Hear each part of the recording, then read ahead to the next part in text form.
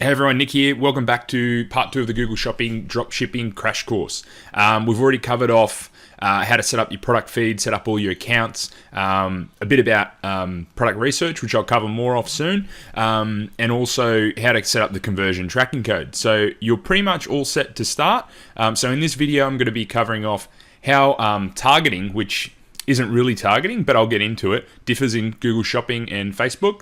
How to optimize your product feed to maximize your ROI, because there's a few different ways to make sure that you're set up for success, and then how to set up your first Google Shopping campaign. So this is the real crux, probably what you've all been waiting for, but basically I'll take you through the funnel I use to set up Google Shopping and the testing process I use. So let's get into it. Okay, so targeting. As I said, not really targeting. It's quite different to Facebook. So and also different to Google search. So you've got no interest that you target, and you don't actually physically add any search terms or keywords like you would in Google search. So how Google decides when to show your products. So again, we've been through this, but I can show you again what it looks like. So say you go magnetic slime. So light in the box. All this here is what Google Shopping is on desktop, at least. So people can scroll through here and have a look through and see what products they want. So obviously the key things are the images, price, and the description. So what Google uses is it uses this description here, so which is the product title in Shopify. So here you need to be super descriptive and accurate. Okay, we're going to get more into this soon. So the product description, so your actual description of the product within Shopify, and then the image. See? Yeah. So obviously price is going to also affect your ad score, but those three key things are what's going to decide whether or not, when someone searches magnetic slime, whether or not your product shows up. As you can see, there's a bunch of different ones, different prices. So although price is important, it's not the be all end all, and you can get creative by doing different packages and whatnot. Okay. So how do you make your description, your title, description, and everything else optimized so you can get the maximum ROI? So for your product title optimization, use the keyword planner to find keywords people use to search for your product. So ideally, I'd aim for long tail keywords. The reason for this is you're going to maximize your chance of finding engaged buyers. So if you go too broad and you do something like, here's my example here. If you just go watch, if someone is just searching watch or how to buy a watch, things like that, it's not going to be, you're not going to maximize your chance of finding someone that's ready to buy. So if you just have watch in your description, which probably none of you are going to do, it's an extreme example, you're not really going to get someone who's ready to buy. Now, a bit narrow is women's watch. So you're now narrowing it down to the gender. Now, you could also go women's Rolex watch. Add the brand. So, but a long tail keyword, which is what your description should be, is women's large square face stainless steel watch. That is way more specific than watch or women's watch, right? And what this is going to do is you're going to get people that are closer to buying rather than just window shopping. So you're not wasting, the clicks on them, and you're going to get eventually a lower cost per purchase. Obviously, due to the lower CPC bids, you're going to have lower competition, because other people are lazy and aren't going to be doing it. And the other reason is you're going to increase your return on ad spend, which obviously linked to your cost per purchase being lower. The one issue I find with it is given that sometimes you've got to be a bit more specific with these long tail keywords, is your chance of scaling is a little bit smaller than, say, Facebook or search campaigns. But I'll get into that a bit more. But this is why I recommend trying to find 5 or so smaller winners, things that are doing a couple of hundred a day kind of a thing, to eventually make up that couple of thousand a day.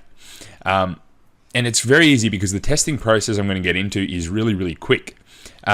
Again, include as much detail in these descriptions, and don't be scared to test while your campaign's active to try and improve it. Leave it for a couple of days, see what works, see if it improves or does it get worse. Okay, so the next section is your product description. So to properly optimize this, you're going to need to put as many relevant keywords in there as possible. So be super descriptive, but don't over mention them, because Google does know when you're doing this, and it will penalize you. Include things like gender, color, brand, if not from AliExpress. I wouldn't put in those rubbish brands you see on AliExpress. There's not really much point. And then any other important aspects, like you're really wanting to make sure people are ready to pull out their credit cards and buy. Again, you want everything to be written in proper. You want everything to be written in proper grammar, punctuation, text, tense, spelling, and whatnot. This is a big reason why I think a lot of people that aren't from English-speaking countries fail, and some lazy people in English-speaking countries. They've got really poorly written descriptions that aren't in proper English. People can see that a mile away, and I think it's one of those things that people they want to get their store up and running. They start running ads, and they don't really worry about looking into this too much, but it's fucking important, guys. I would never buy from a store that had a shitty product description or shitty images. So why would your customers? So you're going to want at least 500 characters and no more than 5,000. So be super descriptive. You don't really need to be as salesy as such as in the Facebook campaigns, I don't think, because you are getting slightly more traffic that's ready to buy, but you still need to make sure you're pulling on all those, passions, desires, and any problems that it solves. So guys, this is how to get ready and optimize your feed. So I'm now going to cover off the actual funnel and how we test using this process. It's similar to what a lot of other people do, but I try to do a few different tweaks. So this is my Google Shopping funnel. So I have my general test campaign. And in here, I lump all my products I want to run. So within that, when I mentioned how to use the app, I said create a collection and then use the tag to manage that collection. So you can either have all your products or a specific collection. I recommend doing that just so you're a bit more strict on what you're going to test rather than wasting all your money. But there's no reason why you can't chuck all your products in there. So from here, you're going to wait and see. You're going to leave it for a couple of days. I'm going to get into this process a lot more in detail, how to set it up. But then from there, you create a product-specific campaign for products that are, they're giving you a positive ROI for 48, 72 hours, a decent amount of time, and they have a good CPC, a good bounce rate, things like that. So from there, from your product-specific campaign, if that starts to do well as well, create a search campaign, and then eventually a YouTube campaign to scale it all. Now, to the side, the whole time I'm retargeting on the display network, which is, when you're seeing, it's all over the place. It's all through Google, it's in your Gmail, it's all over. And at the same time, I'm also doing Facebook DPA retargeting. And then if it does really well, if the DPA retargeting is doing well, everything here is doing well, I'll also scale on Facebook by making a specific ad for it. Okay, so that is my general funnel. The specifics, I'm going to go into more detail. The next step is just going to be how to set it up and how to get rolling and get your first general test campaign. So this part of the funnel here. Okay, let's get into it. So setting up your test campaign. These are the steps here. I'm going to take you through over into Google AdWords now and just walk you through it. It's not too hard. And then after this, what I'm going to do is I'm going to have you guys set up, and then I'm going to give you the steps to look for in the next video as to what a successful campaign would look like and the testing strategy. Okay, so let's jump into it. Okay, so I forgot to say, guys, to have this, to actually start this process, you're going to need to make sure that your feed is ready and accepted. Everything's set up in the previous videos that I showed, and everything's green, or at the very least, you've got some green, and go back and fix those issues where you can. But to start advertising, you need that merchant feed to be linked to your Google AdWords, everything to be linked together, and the feed is ready, set up, green, everything's approved. Okay, so from here, you're going to go to campaigns. You're going to click this little plus here and go new campaign. So here you're going to select sales, because obviously we want sales. So you've got search, display, shopping. So here's where your retargeting come into display. Search is your search campaigns when we want to scale, but we're going to select shopping. So here you want to select whatever account it is that you're going to use. Put your country and go. You can do smart shopping campaigns. I'll cover them off in another video, but once you get at least 20 conversions, you can do these. It's a bit more automated. Standard shopping. So we're just doing standard for now. Okay, so we're going to call the campaign general test or whatever it is that you want. So in your bidding options, you're going to select maximize clicks. That's what I generally start off with. And I like to actually set a max CPC of 50 cents or 55 cents, something like that. And then eventually I normally find that is probably too low. You might get a few sales in it, but what I like to do is the next day after 48 odd hours, if I'm not getting much traction, I'll put it up to 60 cents. And if I'm not, I might go to 70 cents. And then I'll find that sweet spot of where I'm getting regular CPCs, and where I'm getting regular conversions. And then from there,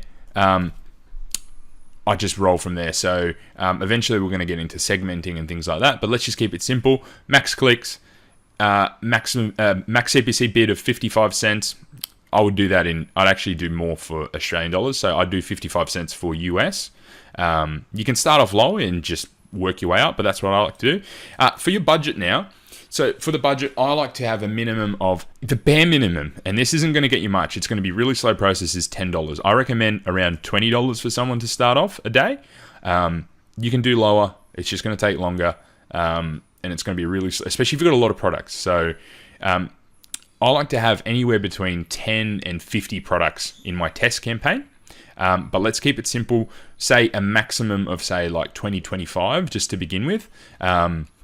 And a lot of people say, is that the variance? I don't include the variance. So if you've got 20 variants in something, then I count that as one product.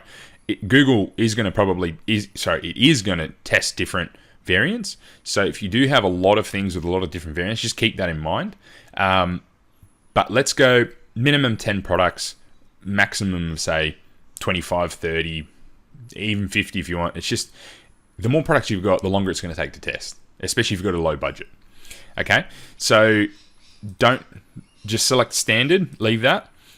Campaign priority, always do the general test at low, because when we scale, we're going to use them at medium or high for the scaling campaigns. Okay, I don't include search partners. Either way, it's not going to make any difference. You can leave it, turn it off, totally up to you.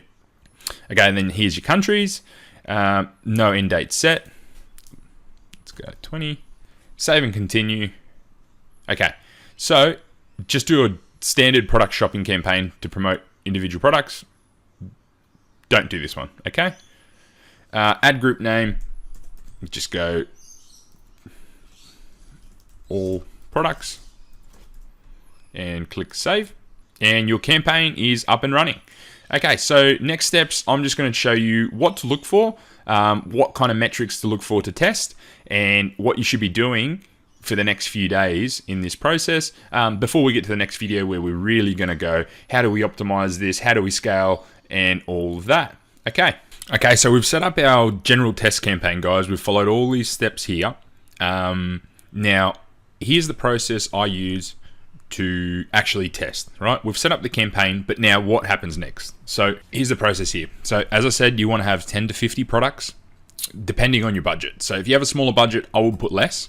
I would run it for a minimum of 2 to 4 days, probably closer to the 4. The reason I say this is for 24 hours at the very least, you're not going to see much. Might see a few impressions here and there, but not much happens. So even at 48 hours, sometimes this is happening. So leave it for 4 days before you even look at it at all. I don't even bother, because you're not really going to have much there. So, but after that time, you're going to start seeing, you're getting impressions, you're getting clicks, you might be getting conversions. Don't worry too much if you're not getting conversions, but at the very least, you're going to want impressions and clicks. So if you're not getting any impressions after the 4 day mark, you're probably going to have to increase that CPC bid. So increase it 5 or 10 cents and then have a look. After that, you want to have a look and see if you're getting clicks but no conversions. You want to have a look and see if your page, image, and your price is competitive. So make sure if it's not, you go back and check it.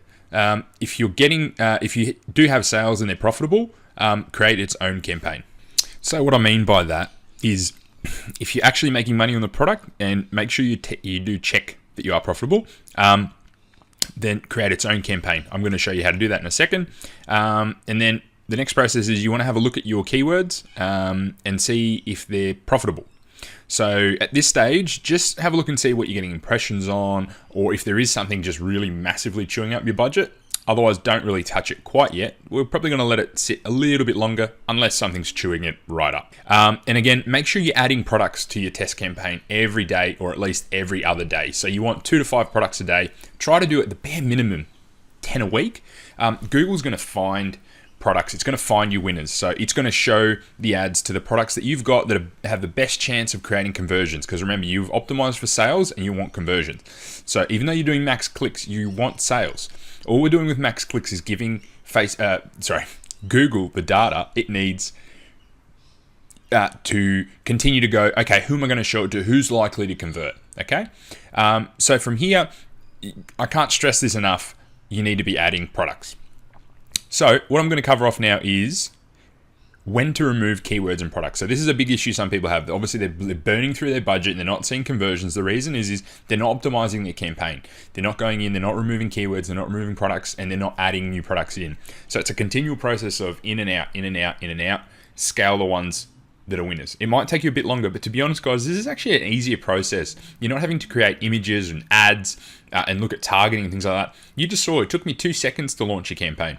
All the time in this is in the product description, which probably you need to spend twice as much time as you would in a Facebook one, but not necessarily. You still need good descriptions on Facebook too.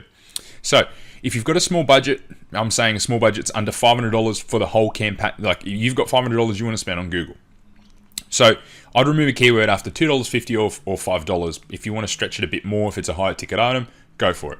The reason I say this is you don't want to burn your budget on keywords and they tend to be broad. So what you're going to do with those is you're going to add them as negative keywords and it's no longer going to trigger. You can also go in and amend your title. On bigger budgets, I'm saying 5 to 10, higher ticket, you've got a bit more to play with. If you want to maximize your results though, and you are getting clicks, impressions, go in, and a low bounce rate, go in, optimize everything, change your price, see if you can use images that other people aren't, let it run a bit longer. So for products themselves, if you've got an actual product, go into the product tab and then filter down by the cost. So go into the cost, filter it down and go, okay, I've spent $10 on this, remove it if you're on a small budget. For higher ticket, maybe you give it a bit more. On bigger budgets, I wouldn't go any more. I'd use the profit margin of the product, but I wouldn't go any more than say $25. Again, higher ticket, you can go a bit more. And if you want to maximize those results and you want to give it a bit more data and you know this product's going to sell, it's got good search volume, let it run a bit longer. There's no harm. And so guys, the last step is when and how to scale. So this is, I'll do a whole video on scaling, but this is the basic crux so you can get started, because everything I've given you, there's no reason why you can't go and launch a campaign right now. So if you're getting consistent profitable sales, minimum of 72 hours. So over those 3 days, you're getting sales. You're getting heaps of clicks, you're getting heaps of impressions. Go in, optimize everything, make sure you're profitable before you scale this, okay? Remove all the unprofitable stuff so you're not spending money on the shit. Grab the product ID, so you know the Shopify, blah, blah, blah, big long digit ID. I'll actually show you this in the scaling video, but this is just a guideline for you to go and get started. Create a new campaign, grab the product ID.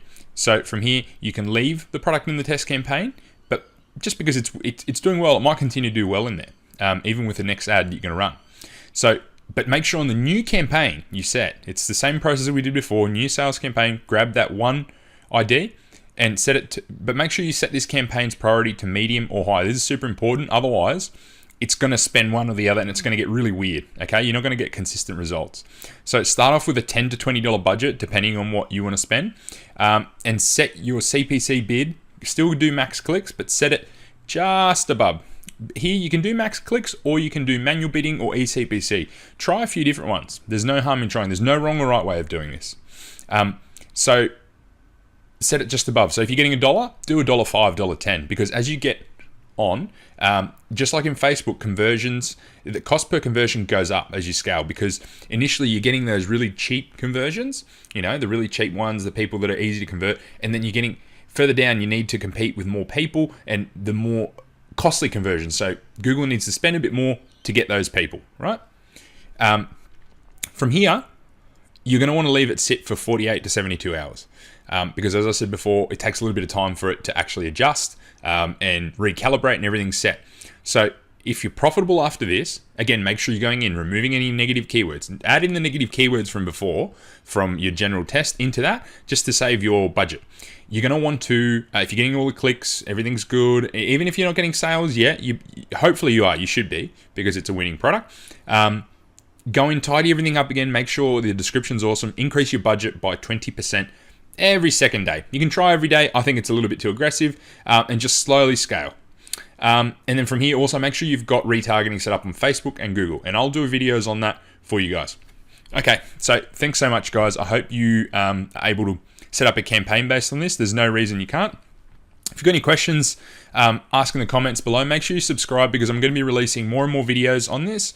If you haven't got my cheat sheet yet, the link's going to be below. And yeah, just give us a like. I'm trying to grow this channel slowly. I'm totally new to YouTube, so any hints, pointers from anyone would be appreciated. Thanks heaps, guys, and have a great day.